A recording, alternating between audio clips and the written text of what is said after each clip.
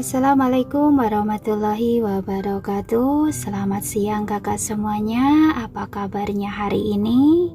Semoga kita semua dalam keadaan sehat selalu, bahagia selalu, panjang umur dan sukses selalu. Masih bersama Lisna yang akan melanjutkan cerita dari novel Menjadi Milikmu Seutuhnya. Dan maaf untuk beberapa hari ya, karena saya tidak up videonya karena ada kesibukan yang harus saya kerjakan. Dan hari ini saya akan lanjutkan ceritanya. Selamat mendengarkan. Ini cuma bar biasa. Kalau ada yang istimewa, mungkin karena pawan saya yang sebagai pemilik tempat ini. Angus duduk dalam posisi malas di hadapan Tiara, meletakkan dagunya di telapak tangannya sambil menjelaskan situasinya kepada Tiara. Waktu paman saya masih muda, dia bertemu banyak musisi dan mereka sering mengadakan pertemuan. Jadi dia memutuskan untuk membuka bar yang akan memudahkan semua orang untuk berkumpul. Tiara mengangguk yang menunjukkan bahwa dia memahami situasinya. Saat ini Angus mengarahkan jarinya ke suatu arah sebelum dia berbicara. Lihat, itu mantan konduktor Wiener Royal Philharmonic dan itu pemain cello Wiener Mozart Philharmonic. Nama mereka pernah berada di kancah internasional. Mata Tiara dipenuhi keterkejutan saat dia mengikuti arah jari Angus. Dia sudah mendengar nama-nama ini di surat kabar, tetapi dia belum pernah melihat orang-orang ini secara langsung. Secara bersamaan sebuah pertanyaan muncul dalam benaknya. Sebelum dia bisa mengajukan pertanyaan ke dalam kata-kata, Angus berbicara sekali lagi. Dia sepertinya sudah membaca pikiran Tiara. Sebenarnya, alasan saya membawamu ke sini sih simpel saja. Orang-orang di sini sering tampil di atas panggung untuk memberikan pertunjukan dadakan. Dan menurut saya, mendengarkan musik mereka akan membantumu. Dia baru saja menyelesaikan kalimatnya saat seorang wanita paruh baya yang memakai gaun malam elegan melenggang ke atas panggung. Tiara membuka bibirnya untuk menatap dengan kagum. Wanita itu merupakan seseorang yang dia kenal. Dia merupakan seorang pemain biola terkenal dan pemimpin dari Rosenritter Philharmonic, Caroline. Ketika Caroline naik ke atas panggung, semua orang mulai bertepuk tangan untuknya. Dia memulai penampilannya tanpa mengatakan apapun. Tiara terkejut mendengar melodi liar yang berasal dari panggung. Dia menatap heran pada Angus. Meskipun Tiara tidak pernah berinteraksi dengan Caroline sebelumnya, dia sudah mendengar beberapa karya Caroline. Gaya Caroline selalu hati-hati dan konservatif, tetapi wanita di hadapannya ini tampak liar dan bebas. Musiknya memiliki jiwa yang kuat dan sepertinya mengguncang empat dinding di sekelilingnya. Apa dia benar-benar Caroline yang Tiara kenal? Angus membuka bibirnya untuk berbicara saat melihat kecurigaan di wajah Tiara. Sekarang, kamu tidak perlu memikirkan identitas seseorang dan gaya musiknya. Nikmati saja apapun yang dia lakukan sekarang. Tiara tidak mengerti kenapa Angus mengatakan itu, tetapi dia hanya mengangguk dan menuruti ucapannya. Saat lagunya selesai, Tiara menatap bingung pada Caroline. Dia merasa terpesona oleh musisi senior itu. Dia tak pernah menyangka kalau seseorang akan tampil begitu berbeda saat mereka berada di lingkungan yang sepenuhnya berbeda.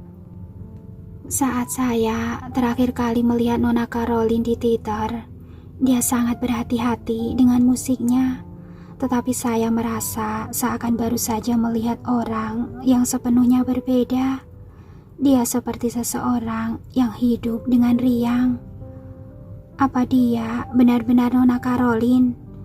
Tiara hanya bisa bertanya. Engos menyeringai begitu melihat raut wajah Tiara. Tidakkah kamu merasa dia wanita yang sepenuhnya berbeda dari yang kamu kenal? Tanya Engos. Tiara mengangguk sambil menatap Engos penasaran. Dia berharap bahwa Engos akan menjawab semua pertanyaannya. Sayangnya Engos hanya menanggapi dengan nada misterius dengan penuh rahasia. Sebaiknya kamu terus saja melihatnya.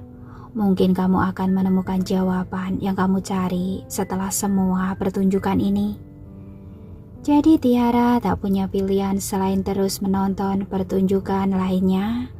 Dia menghabiskan sepanjang malam tenggelam dalam musik yang indah dan juga mendapat kesempatan untuk menyaksikan segala jenis musisi yang tampil dengan gaya yang berbeda dari biasanya dan teknik yang lebih terkenal. Dia merasa seakan terpesona beberapa kali malam itu.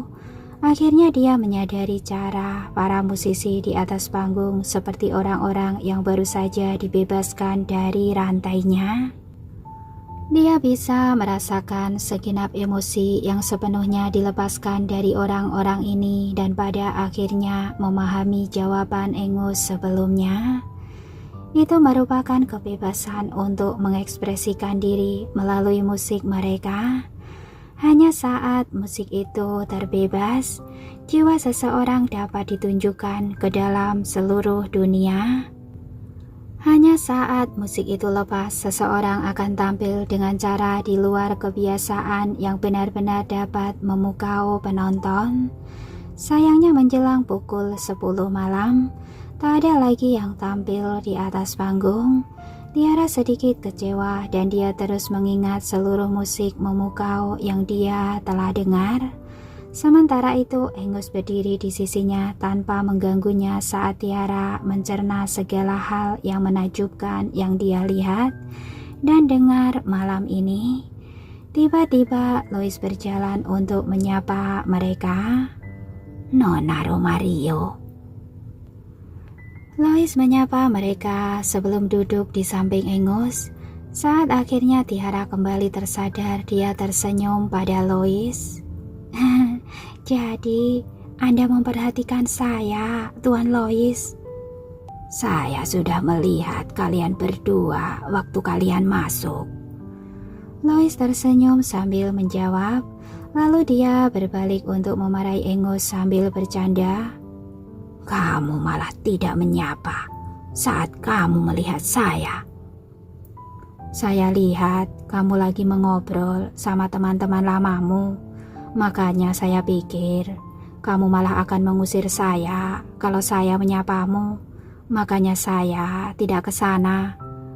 Engos merentangkan tangannya dan mengangkat bahu sambil memberi pamannya penjelasan yang jujur.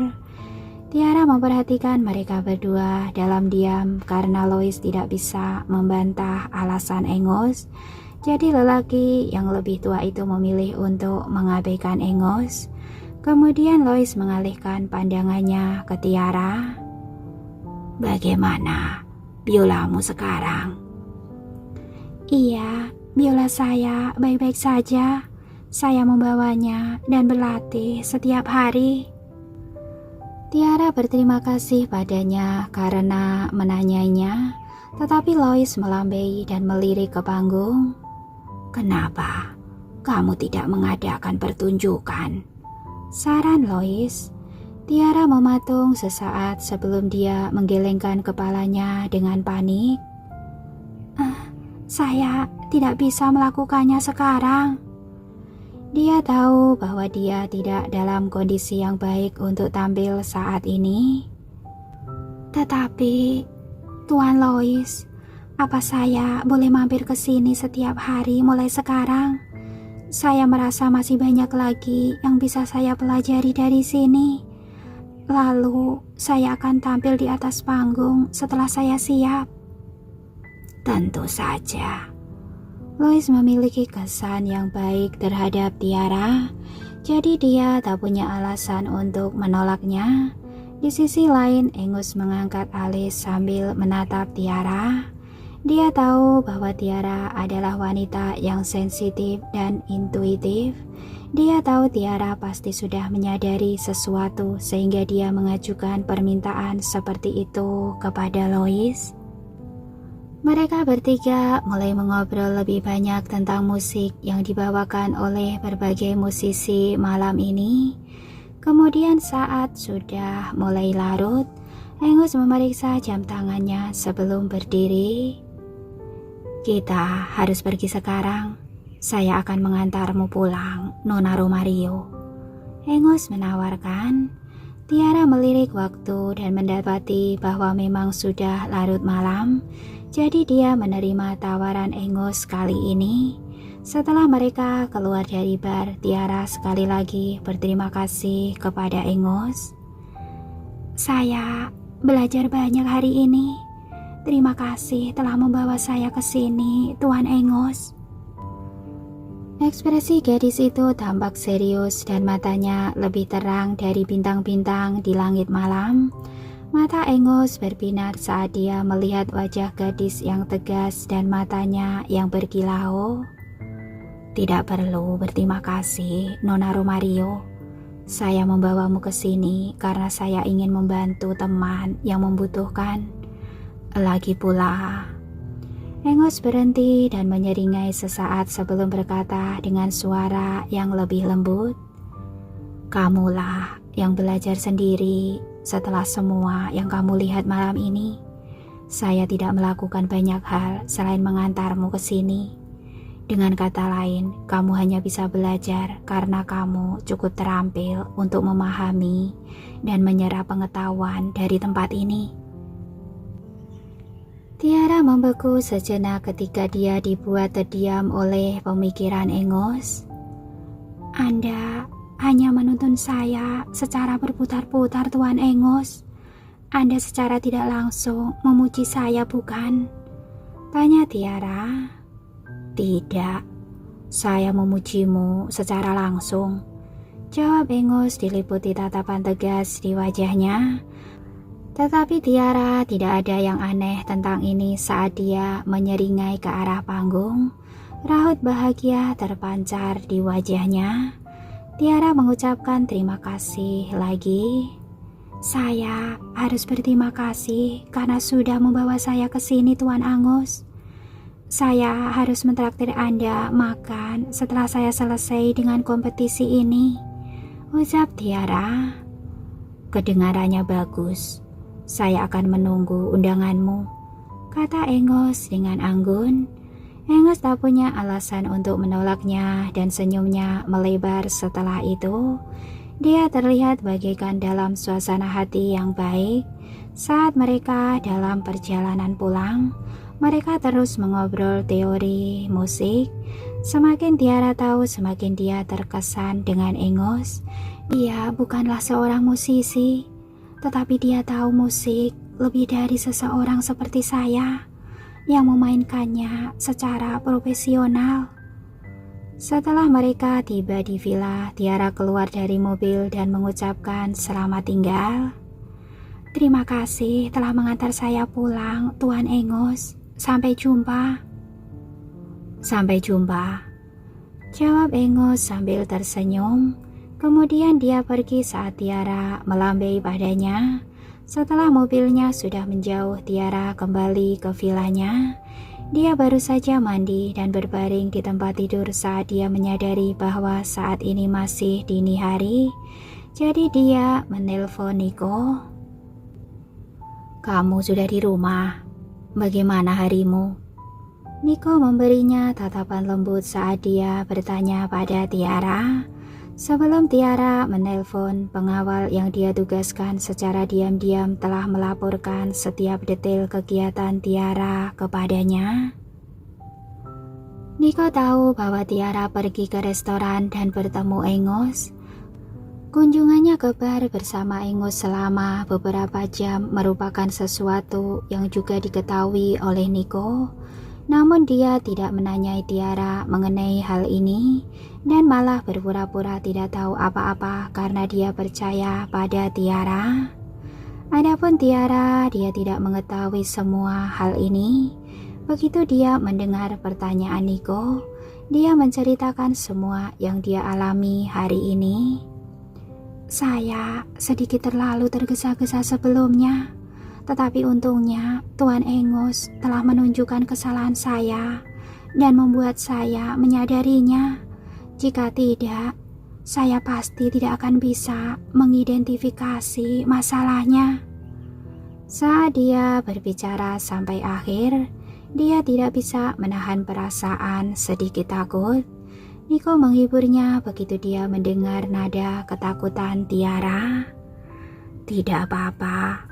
Kamu masih belum membuat kesalahan besar. Lagi pula, masih ada waktu bagimu untuk memperbaikinya. Tiara juga memiliki pemikiran yang sama dalam benaknya. Dia mengangguk sambil tersenyum dan mengatakan tentang pergi ke bar di malam hari. Saya sudah memperluas wawasan saya malam ini setelah bertemu dengan para musisi ini. Dan akhirnya saya menemukan apa arti musik bagi saya hanya dengan mengamati mereka saat mereka bermain. Karena masih agak samar, saya berencana untuk ke sana selama beberapa hari.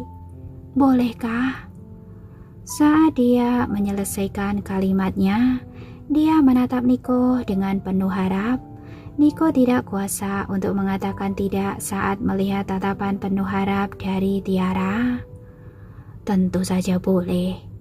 Niko menanggapi dengan hangat. Secara bersamaan dia memberitahu Tiara tentang rencananya selanjutnya. Setelah kompetisimu selesai, saya akan mengajak Gary menemuimu. Ketika saatnya tiba, saya akan mentraktir dan berterima kasih kepada temanmu karena sudah menjagamu. Begitu Tiara mendengar ucapan Niko, dia sangat terkejut. Kalau begitu, saya akan menunggumu sampai kamu mengunjungi saya. Setelah itu, dia mengingat ucapan Niko dan menyadari ada sesuatu yang aneh. Apa kamu cemburu? Dia berpura-pura merasa sangat kesal di bawah tatapan main-main gadis itu dan berkata dengan sungguh-sungguh, "Iya, saya cemburu. Jadi, kamu harus menghibur saya." Mau tidak mau Tiara tersenyum kecil ketika dia mendengar Niko berbicara seperti itu. Meskipun Niko berpura-pura kalau dia cemburu, dia masih bisa melihat dan tahu bahwa pria itu tidak benar-benar marah. Meski begitu, Tiara bersedia bekerja sama dalam aktingnya ini. Kamu mau saya menghiburmu seperti apa? Niko menatapnya sambil berlagak sok. Bukannya itu sesuatu yang harus kamu pikirkan. Kalau begitu, bagaimana kalau saya memainkan lagu untukmu? Tiara menatapnya tanpa berkedip dengan matanya yang berbentuk almond. Kemudian dia tersenyum menawan, terlihat semanis anak kucing. Ketika Niko melihat senyumnya yang indah, matanya berangsur-angsur menjadi lebih gelap, mirip seperti kolam yang dalam. Cinta yang dia suguhnya untuknya begitu besar sehingga Tiara merasa bisa tenggelam dalam tatapannya. Tentu saja, bibir tipis Niko terbuka sedikit dan suaranya terdengar rendah dan magnetis. Tiara masih merasa telinganya merah padam hanya dengan satu kata dari Niko. Tanpa sadar dia memikirkan saat-saat penuh gelora bersama Niko. Pada saat-saat itu suara Niko yang mempesona dan seksi juga terngiang di telinga saya seperti ini. Dalam sekejap pipinya merona. Benar saja secara alami Niko memperhatikan perubahannya. Dia merasa bingung dan bertanya, "Kenapa wajahmu memerah?" "Kamarnya agak panas," Tiara segera berakting seolah-olah dia kepanasan saat dia mengipasi pipinya dengan tangannya. Mata Alemon memalingkan muka ketika dia merasa terlalu malu untuk menatap Nico. Saat Nico menyadari Tiara yang agak malu, Nico mengangkat alisnya sedikit. Meski tidak mengetahui pikiran Tiara, dia tidak membibirkan tipu muslihat kecil Tiara. Jadi dia mengganti topik pembicaraan dan melanjutkan topik sebelumnya dengan bertanya, "Lagu apa yang akan kamu bawakan untuk saya?" Tiara memikirkannya dan berkata sambil termenung, "Saya akan memainkan Chapter 4 dalam D mayor. Tapi saya tidak akan menggunakan biola. Sebaliknya, saya akan menggunakan alat musik lain. Bagaimana dengan piano?" Dia menatap Nico penuh semangat. Tidak mungkin Nico menolaknya, jadi dia mengangguk. "Baiklah." Setelah itu, Tiara mengambil ponselnya dan pergi ke ruang tamu di lantai bawah. Sebelumnya Nico meminta seseorang membawakan piano ke ruang tamu saat rumahnya sedang direnovasi. Pertama-tama Tiara memantapkan ponselnya di atas piano. Kemudian dia duduk di depan piano dan membuka tutupnya sebelum dia menekan tut secara acak untuk menguji apakah piano itu sudah disetel dengan benar. Setelah itu, dia meletakkan tangannya di atas tuts piano saat dia melihat bahwa tak ada masalah dengan suaranya. Tak lama kemudian, sederetan nada yang anggun dan indah terdengar dari ruang tamu. Begitu jari jemari Tiara yang ramping menari-nari di atas tuts piano hitam putih, tubuhnya pun ikut berayun mengikuti irama musik.